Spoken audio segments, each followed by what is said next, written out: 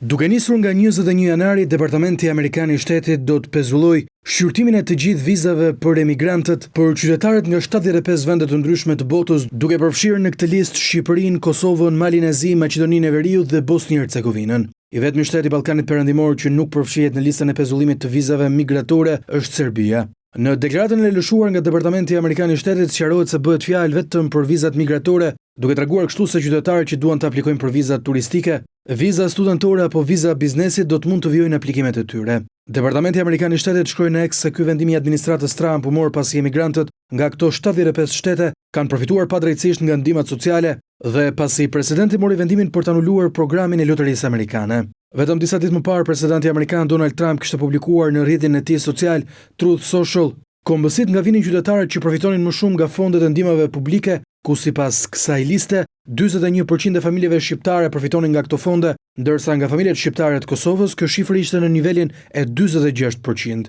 Pezullimi I shqyrtimit të vizave për emigrim që do të nisë që prej 21 janarit të këtij viti nuk ka një afat se kur do të përfundojë. Departamenti Amerikan I Shtetit pritet të rishqyrtojë ndryshimin e kësaj liste për gjatë muajve në vijim, si dhe ndryshimet e procedurave për qytetarët e këtyre shteteve për marrjen e një vize amerikane. Në mesin e vendeve për të cilat lëshimi I vizave migratore do të pezullohet përkohësisht janë edhe Somalia, Rusia, Afganistani, Brazili, Iraku, Irani, Egjipti, Nigeria, Tajlanda dhe Jemeni. Sipas aktit të emigracionit që daton që nga viti 1882 në Shtetet e Bashkuara të Amerikës, përcaktohet qartë se Departamenti Amerikan I Shtetit mund të pezullojë përkohësisht lëshimin dhe shqyrtimin e llojeve të ndryshme të vizave për ata qytetarë që vijnë nga ato shtete që sipas Washingtonit kanë shkaktuar ngarkesë publike.